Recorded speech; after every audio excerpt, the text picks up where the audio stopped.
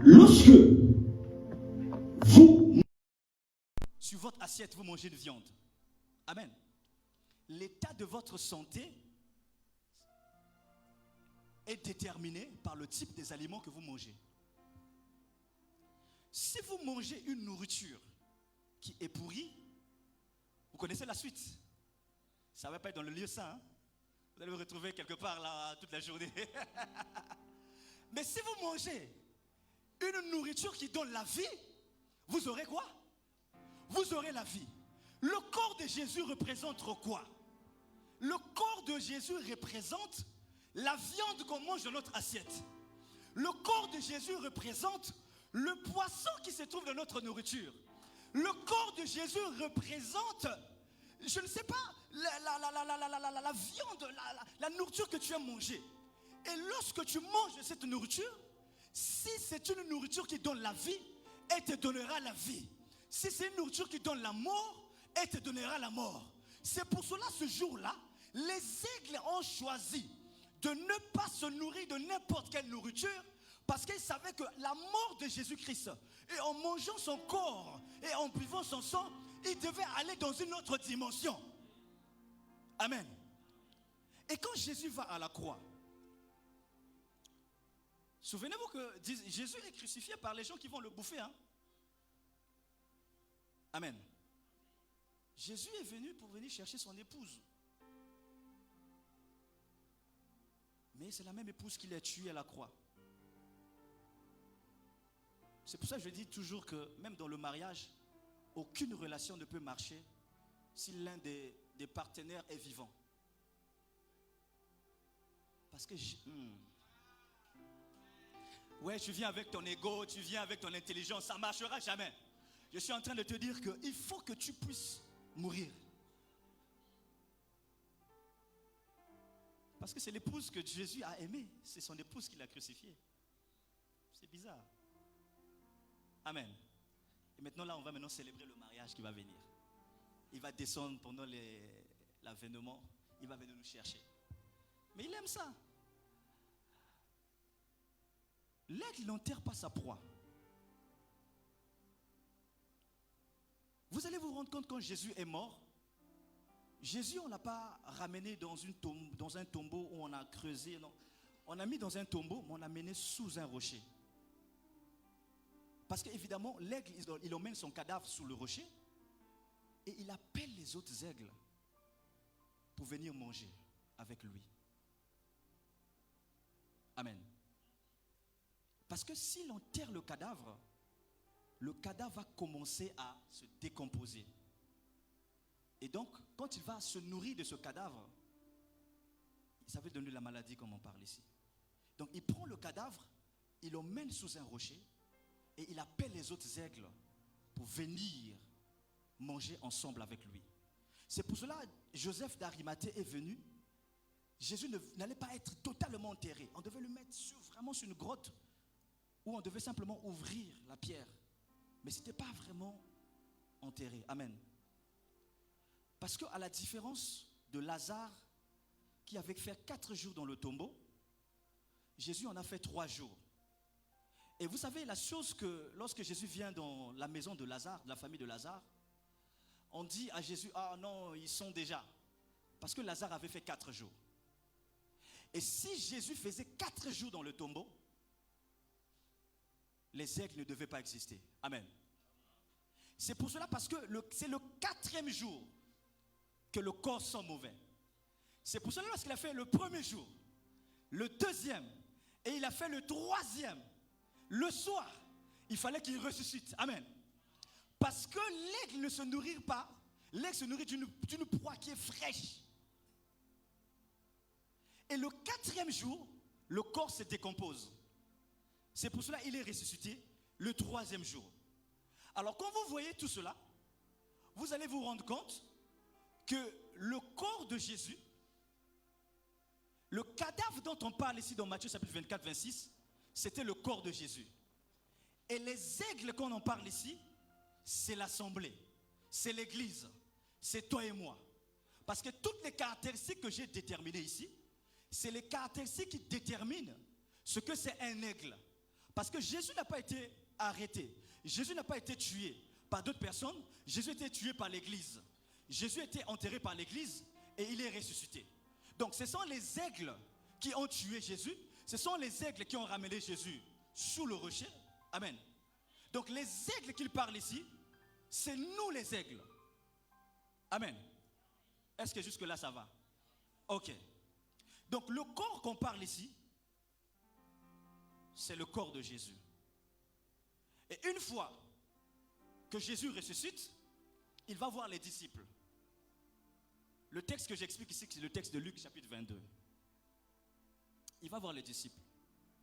Il dit à des disciples, ok, maintenant là, sur le chemin d'Emmaüs, il les croise, tout ça. Les gens sont en train de parler. Il y a un gars là qui était mort, il a fait des miracles, tout ça, il a ressuscité. Waouh! Et il ne savait pas. C'est le verset que l'homme de Dieu nous a dit hier. Amen. Luc 22. Et quand il vient à la table, souvenez-vous que nous sommes au moment de la Pâque. Donc, le jour de la Pâque, le soir, le gars veut aller. On lui dit non, mais reste un peu, dors avec nous. Il ne savait pas que c'était Jésus. Et le gars s'assoit sur la table. Le gars prend le pain, le gars prend le sang et il coupe. Il donne à les disciples.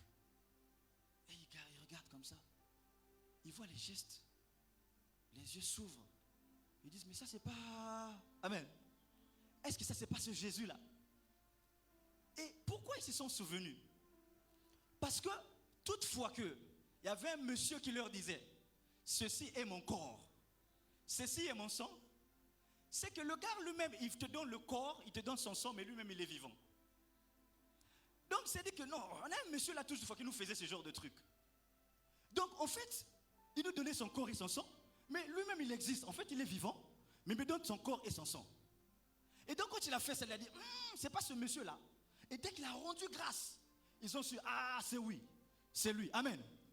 Et la révélation qui est derrière c'est quoi? C'est que la Sainte Seine, quand le pasteur Shadrach a dit tout de suite, c'est une dimension par laquelle le chrétien commence à se transformer à un aigle. Amen. C'est une dimension spirituelle par laquelle la chrétienté montre dans une autre dimension. C'est une dimension par laquelle nous exerçons notre spiritualité par la chrétienté. Dans les lois que Dieu avait données à Moïse, il y avait des lois sacerdotales, il y avait les lois cérémoniales, il y avait les lois et les commandements, il y avait les lois cérémoniales. Donc c'est-à-dire quoi? Dans une religion, il y a des cérémonies qui se font. Si je tisse cette dimension, je ne sais pas qu'on ne va pas me lapider ici. Hein. Il y a des cérémonies qui se font. C'est-à-dire quand vous allez dans le monde, vous allez vous rendre compte que il y a des cérémonies la nuit qui se font. La sorcellerie, on ne donne jamais la sorcellerie par un rêve. Donc je dis, on ne donne jamais la sorcellerie par un chant. Qu'on a chanté et la personne est devenue sorcière. La personne rêve toujours qu'on a donné un bout de pain à un poisson. Et le lendemain, il voit, il commence à voler. Amen. Donc la Sainte Seine, c'est une dimension où tu te transformes. C'est une dimension où tu manges le corps de Jésus et le sang de Jésus et tu atteins une autre dimension de puissance. Amen. C'est cette dimension-là. C'est-à-dire ceux qui participent à la Sainte Seine, au corps et au sang de Jésus, c'est ceux qui forment Jésus-Christ en eux. N'oubliez pas que quand Jésus-Christ est parti le jour de la Pentecôte, qu'est-ce qui est arrivé? Le Saint-Esprit est descendu. Donc on a l'Esprit de Jésus. On est d'accord? Et quand tu bois, tu manges le corps de Jésus, vous avez quoi dedans vous? En plus de l'Esprit, vous avez le corps. Et quand vous mangez, vous buvez le sang, vous avez en plus de l'Esprit et du corps, vous avez quoi? Vous avez le sang. Donc quand vous avez l'Esprit de Jésus en vous, vous avez le corps de Jésus en vous, vous avez le sang de Jésus en vous, vous avez quoi? Il y a des gens qui n'ont pas compris. Je répète. Le jour de la Pentecôte, le Saint-Esprit est descendu. Amen. Donc quand le Saint-Esprit est descendu, le Saint-Esprit ne habite plus sur nous. Amen. La Bible déclare que l'Esprit en nous, il est dedans. Mais ce n'est pas complet. Amen. Et quand tu manges le corps de Jésus, en plus de son esprit, il y a son corps qui est dedans. Quand tu bois le sang de Jésus, en plus de son esprit et de son corps, il y a son sang qui est là. Amen. Donc tu as le corps de Jésus, tu as l'esprit de Jésus et tu as le sang de Jésus. Vous savez, le sang c'est quoi? Quand vous voyez Lévitique, la Bible dit ceci: vous ne boirez pas le sang des animaux, parce que dans le sang il y a quoi? Il y a l'âme. Amen. Donc l'esprit de Jésus rentre en vous, l'âme de Jésus rentre en vous, le corps de Jésus rentre en vous. Hey! Jésus est en vous. C'est-à-dire, vous avalez Jésus en entier. C'est ça. Donc si aujourd'hui vous priez sur le mot esprit de sang sur nous, c'est bien. Mais si vous ne participez pas à la table du Seigneur, il y a une partie de la spiritualité qui vous manque. La Bible dit Christ en nous, c'est l'espérance de la gloire. Christ en nous. Donc quand un sorcier te voit, il dit, il te regarde comme ça, mais il voit quelqu'un dedans de toi. Amen. Il voit l'esprit, il voit le corps, il voit l'âme au-dedans de toi. Donc il voit la personne de Jésus en toi. Amen. C'est ça la dimension de la Sainte Seine. Amen. Or, quand Christ rentre en toi, par son esprit, son corps et son âme, tu commences à regarder comme Christ. Tu deviens comme ce poisson par lequel Jonas, qui avait avalé Jonas, vous savez quoi? Le poisson veut aller à droite, mais celui qui est dedans là, sa mission c'est d'aller à gauche. Donc ce n'est plus toi qui vis. C'est ce que dit Colossiens. C'est la personne qui vit au-dedans de toi, qui vit en toi. Amen. Donc la Sainte Seine, c'est une dimension de complétude de la spiritualité qui a commencé à l'église primitive avec l'arrivée du Saint-Esprit. C'est pour cela, si tu es dans la chambre haute, tu as reçu le Saint-Esprit, mais tu ne continues pas à participer avec le sang et le corps de Jésus. Vous savez pourquoi beaucoup des hommes de Dieu marchaient avec le Saint-Esprit, la foi, la puissance, après, par la suite, sont tombés? Parce qu'ils ont expérimenté qu'une partie de la spiritualité, mais n'ont pas expérimenté le corps et le sang de Jésus. Amen. Donc tu peux être puissant par l'esprit, mais ce n'est pas encore fini. Amen. Donc il faut chercher toutefois à prendre le corps de Jésus et le sang de Jésus. Amen.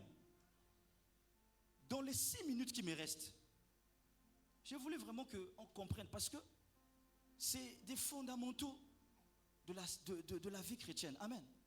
Aujourd'hui, ce n'est pas le fire. Amen. Vraiment, aujourd'hui, je sens que ces derniers temps, on va adorer, louer le Seigneur et comprendre. Amen. Le christianisme, c'est des enseignements. Il faut comprendre ça.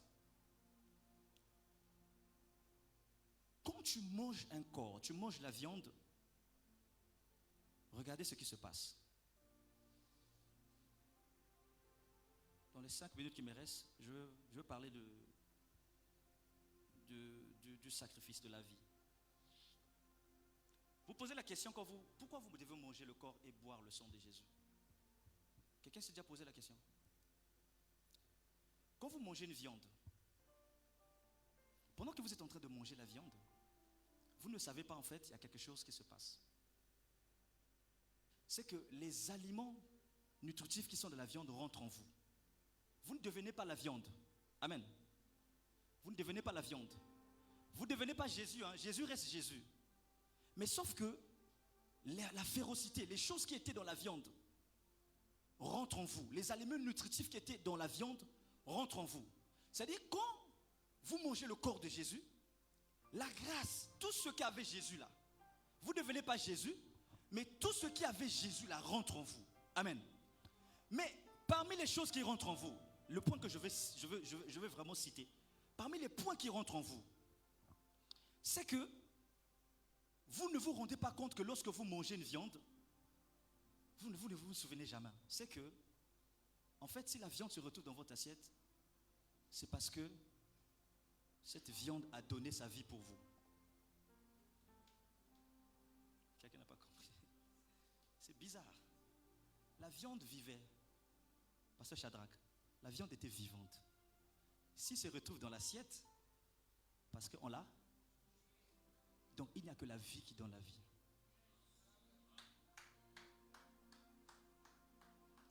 Il n'y a que la vie qui donne la vie.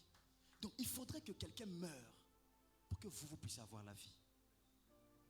C'est pour ça qu'il fallait qu'il puisse avoir un agneau qui puisse mourir à la croix. Et quand toi tu vas manger cet agneau-là, donc il faudrait que quelqu'un perde la vie. Il faudrait que la viande perde la vie. Il faut que le poisson perde sa vie, afin qu'il te transfère sa vie. Donc une des choses, il y a beaucoup, hein, moi je vais juste, c'est ceux qui vont venir, vont développer. Puis une des choses qui fait quand tu manges le corps de Jésus, c'est la vie qui rentre en toi. Amen. Si tu avais la mort, je déclare, je prophétise, que s'il y avait des esprits de mort qui s'étaient levés sur ta famille, en ce mois de décembre, je prie Dieu et je déclare que tu ne mourras pas, tu vivras. Dans le nom de Jésus-Christ, je proclame la vie. Amen. Donc de temps en temps, quand tu sens que tu as attaqué, tu as des mauvais rêves. Parce que je vais t'expliquer, la Sainte Seine, c'est une cérémonie. Amen. Je vous dis, c'est une cérémonie. Comme dans le monde des ténèbres, quelqu'un fait une cérémonie, on le donne, on lui dit, on mène un coq. Vous pensez que c'est en vain? On tue le coq pour pouvoir travailler dans le monde spirituel. Parce qu'il n'y a que la vie qui donne la vie. Ça, c'est la dimension de la spiritualité de la Sainte Seine. Donc, tu sens que... Tu sais qu'il y a des mauvais rêves, il y a tout ça. Prends de l'eau. Amen. Prends de l'eau, prie. L'eau, dès que tu vas prier, ça ne va plus représenter le sang de Jésus. Ça sera exactement le sang de Jésus. Parce qu'il y a d'autres qui disent que le sang et le pain symbolisent. Ça ne symbolise pas. Amen. C'est le corps et le sang de Jésus. C'est spirituel. Je vous dis, la Sainte Seine, c'est mystique. Dès que vous priez, ce n'est pas des symboles. Vous avez en face de vous le corps et le sang de Jésus. L'eau va se transformer en sang et le corps va se transformer. Et quand tu manges, tu as la vie. Ça vient donner la vie à toutes les parties du corps qui étaient mortes. Si tu n'arrivais pas à prier, tu fais la Sainte Seine, tu dis à Dieu, la vie de Jésus va rentrer en toi. Si tu n'arrivais pas à avoir un travail, tu pries. Amen. La vie de Jésus va rentrer en toi. Amen.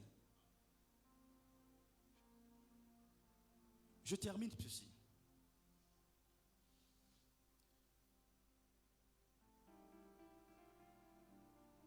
On a dit quoi? Si l'Esprit de Dieu en vous, le corps de Jésus en vous, le sang de Jésus en vous, vous avez quoi? Vous avez Jésus au-dedans de vous. Amen. Vous avez Jésus au-dedans de vous. C'est comme ça que vous devez comprendre ça. C'est pour ça que je suis venu. Comme vous voyez, ce gros ordinateur là, venir là, c'est un enseignement. Amen. Si je viens sur l'ordinateur, ça veut dire que je viens pour prêcher. Mais si un ordinateur, ça c'est parce que ça, il faut l'enseigner. Ça, il ne faut pas le prêcher. Amen. Pour que les gens comprennent. Donc, moi je vais terminer en touchant un point. Qui peut manger le corps de Jésus? Qui peut manger le sang de Jésus? Qui a le droit? Qui a le droit? Qui a le droit de manger et de boire le sang de Jésus? Je vais vous dire une chose. Aujourd'hui, il y a un débat dans la théologie. Mais le Seigneur m'a dit ceci. Je vous dis vraiment ce que le Seigneur m'a dit.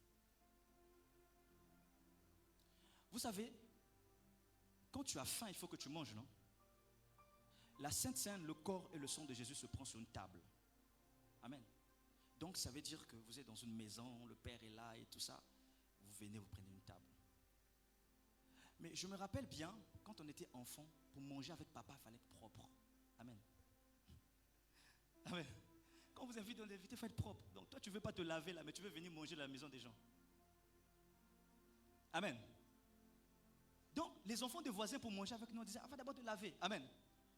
Donc on peut te donner occasionnellement, tu peux participer occasionnellement. Ça ne veut pas dire que tu ne peux pas manger. Tu peux manger, la nourriture c'est la bouche, tu as la bouche. Mais si tu veux manger tous les jours là, tu veux qu'on t'accepte tous les jours, on agrée tous les jours là. Amen. Il faut te laver. Tu te laves là, tu viens, on va te donner une bonne partie. Amen. Bon, toi tu ne veux pas rentrer dans les eaux de baptême, tu ne veux pas te faire baptiser, tu ne peux pas donner ta vie à Jésus-Christ. Amen. On va te donner.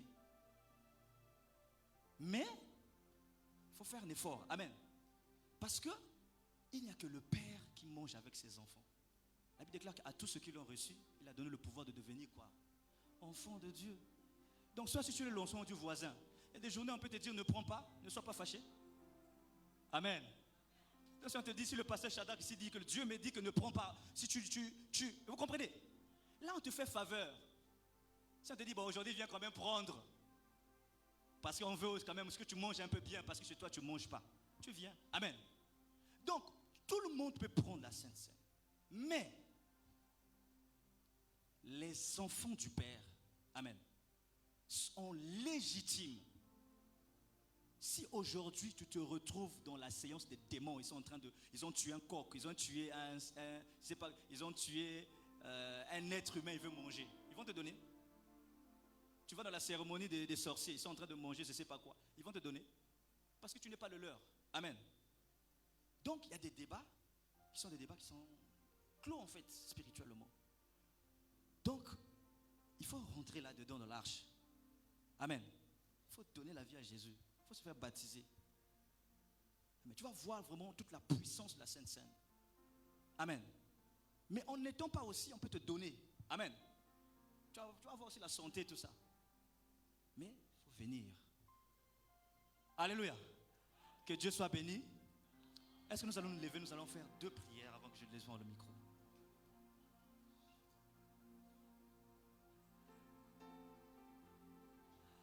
Nous allons prier, nous allons dire à Dieu, Seigneur, le sang et le corps de Jésus-Christ se mangent et se boivent symboliquement. C'est-à-dire, tu peux prendre ta nourriture, tu pries. Ce n'est pas seulement l'église, tu dis c'est le sang, c'est le corps. Je t'ai expliqué ça parce que c'est des trucs que les chrétiens ont du mal à comprendre. Il y a quelqu'un qui m'a dit, tu vas prêcher sur la Sainte Seine, c'est difficile. Malgré qu'on parle à l'église, je ne comprends pas. C'est pour ça qu'aujourd'hui, je voulais être un peu très bas pour comprendre. Et sache-le que quand tu manges et tu bois le sang de Jésus, tu arrives à la dimension des aigles. C'est-à-dire quoi? Tu vois comme Jésus, tu peux t'envoler, tu peux voir dans la spiritualité, tu navigues dans les choses de l'esprit. Parce qu'il y a un corps spirituel qui rentre en toi. Celui que tu manges, n'oublie pas qu'il était mort, enseveli mais ressuscité. Celui que tu manges, c'est un aigle, n'oublie pas que c'est un prophète. Celui que tu manges, c'est lui le Seigneur. Donc quand tu manges et tu bois son corps, tu l'es transformé. Tu restes plus un homme ordinaire. Tu pars dans le surnaturel. Tu montes dans une autre dimension. Et tu vas prier. Tu vas faire cette prière-là. Tu vas dire à Dieu. Ça, c'est la première des choses par lesquelles tu peux prendre la Sainte Seine.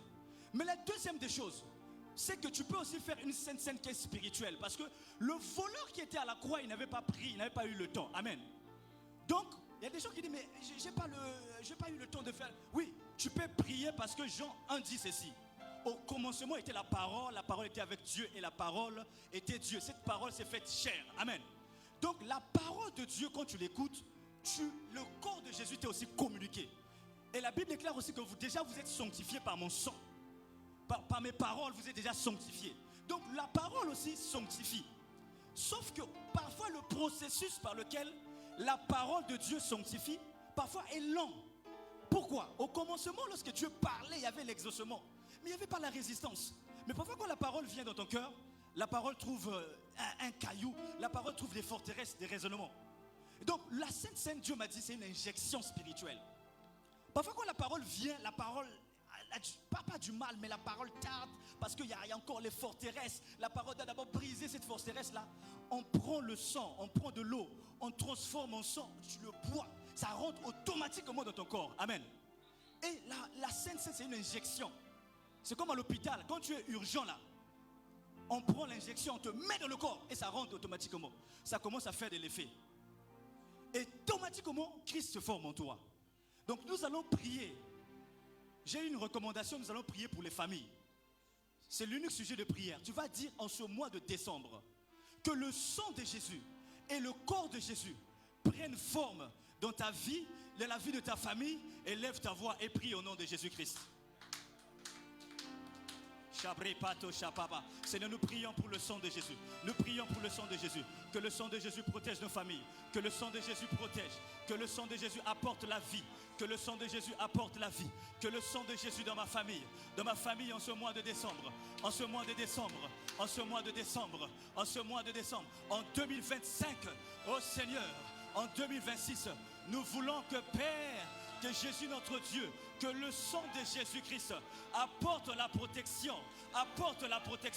dans le nom de Jésus-Christ, que le corps de Jésus rentre en moi dans le nom de Jésus-Christ, dans le nom de Jésus-Christ, dans le nom de Jésus-Christ, dans le nom de Jésus-Christ, dans le nom de Jésus-Christ, dans le nom de Jésus-Christ, dans le nom de Jésus-Christ, dans le nom de Jésus-Christ. Seigneur, nous prions que là où il y avait la mort, là où la mort était programmée, nous déprogrammons par le sang. Nous faisons couler le sang de Jésus. Nous déclarons, il n'y aura pas de morts. Nous n'enterrerons pas des gens en ce mois de décembre. Dans le nom de Jésus-Christ, nous n'enterrerons pas. Je n'enterrerai pas ma mère, mon père, mes enfants. Au nom de Jésus-Christ, dans le nom de Jésus-Christ, dans le nom de Jésus-Christ, au nom de... C'était mon unique sujet de prière, mais je fais un deuxième. J'ai une inspiration. Dieu me dit ceci. Quand tu prends le sang de Jésus-Christ, le sang, c'est l'âme. Donc l'âme de Jésus-Christ rentre en toi. Et Dieu m'a dit que l'âme, c'est le cœur des pensées. Amen. Les pensées, les forteresses, les soucis. Dieu me dit, vous savez, en France, le taux de suicide est tellement élevé. Les gens vivent dans la dépression. Les gens n'ont plus de vie. Et dit que par mon sang, parce que le sang, c'est l'âme, je communique mon âme au milieu de mon peuple. Et lorsqu'on parle de l'âme, on parle de la vie. Amen. Parce que lorsque tu meurs, on dit que tu as perdu quoi? Tu as rendu quoi? Tu as rendu l'âme. Donc par le sang de Jésus-Christ, une des choses que le sang de Jésus apporte, le sang de Jésus apporte la vie. Car l'âme c'est la vie. Nous allons prier. Tu vas déclarer que la vie de Jésus rentre en toi. Que la vie de Jésus vient enlever tout ce qui était souci, tout ce qui était suicide, tout ce qui était forteresse. Je ne sais pas. Tu as cherché le travail, tu n'as pas trouvé. Tu ne sais pas quelle est la chose que tu fais. Aujourd'hui, tu ne l'as pas encore. Ça t'emmène dans une situation, tu as des forteresses en toi. Tu ne veux même pas adorer. Que Dieu te communique sa vie. Et tu vas prier. Si tu n'arrivais pas aussi à prier ces derniers temps, parce que tu étais... Je ne sais pas. Tu vas demander que la vie de Jésus, la vie qui est dans l'âme, la vie qui est dans le sang, te soit communiquée. Et lève ta voix et prie au nom de Jésus-Christ. Au nom de Jésus-Christ, nous prions, Père éternel, pour la vie de Jésus. Que la vie de Jésus coule en nous. Que la vie de Jésus coule en nous. Que la vie de Jésus enlève tous les suicides. Tous les suicides. Les suicides. Les suicides. Les suicides. Mon fils ne se suicidera pas. Ma fille ne se suicidera pas. Dans le nom de Jésus.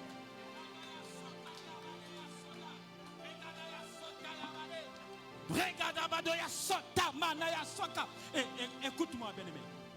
Ta façon de prier me dérange.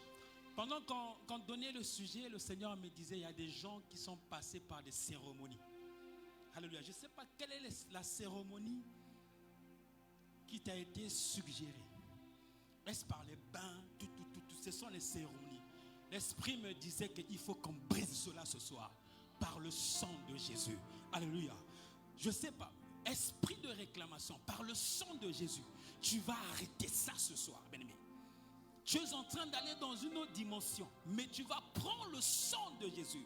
Tu as été enseigné. Tu vas briser ça ce soir. Élève ta voix maintenant et commence à prier. Brise maintenant. Je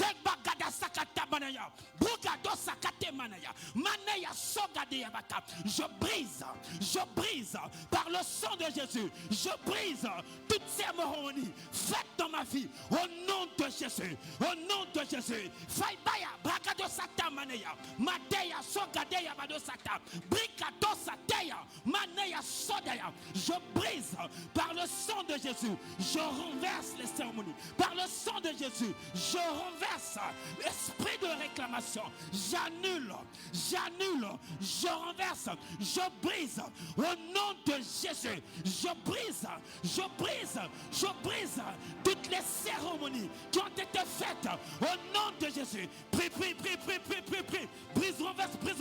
Au nom de Jésus, nous renversons, nous brisons, nous coupons, nous nous déconnectons. Au nom de Jésus, brise.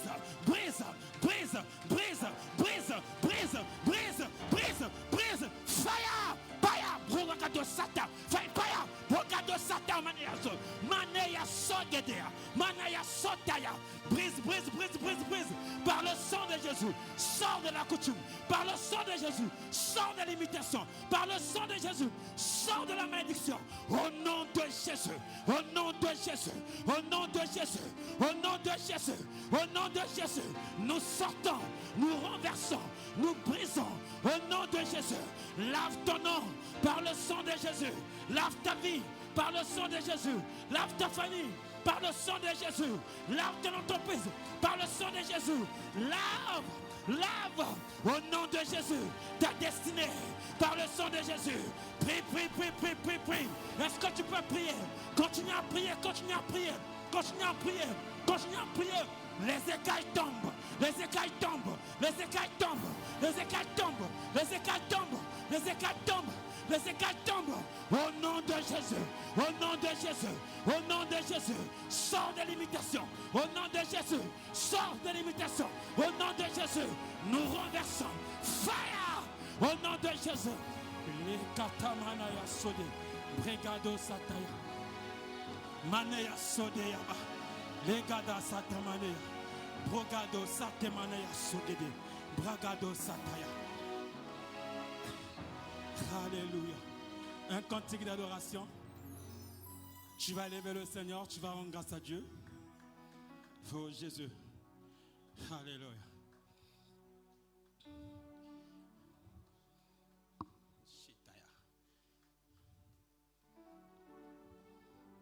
Commence à dire merci à Jésus. Dis merci au Seigneur ce soir. Alléluia. Oh Jésus, sois béni, sois béni.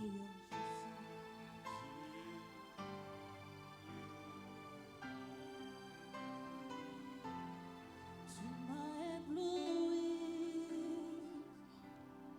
par ta mélodie. Tu m'entoures dans Est-ce que tu peux dire merci à Jésus? Dis merci à Jésus. Chant de délivrance devant mes ennemis. Ton sang coule dans mes oreilles. Je ne suis plus esclave de la peur. Je suis enfant de Dieu. Je ne suis plus esclave de la peur. Je suis enfant de Dieu. Je ne suis plus esclave de la peur. Je suis enfant de Dieu. Je ne suis plus esclave de la peur. Je suis enfant de Dieu. Amen. Est-ce que tu peux acclamer le Seigneur? Alléluia. Tu vas prendre ton offrande, tu vas dire une prière. Et nous allons donner à Dieu. Seigneur, encore ce soir, nous voulons t'honorer, te dire merci pour ces moments. Merci pour cette parole puissante qui nous a touchés ce soir. Merci pour ton serviteur que tu as utilisé puissamment ce soir. Daigne le bénir. Daigne se souvenir de lui, Seigneur. Continue à l'équiper puissamment, Seigneur, oh Dieu. Je te présente aussi ces temps d'offrande, Seigneur. Nous voulons t'adorer à travers nos dîmes et offrandes, Seigneur, oh Dieu. Merci une fois de plus, Saint-Esprit, au nom de Jésus. Amen.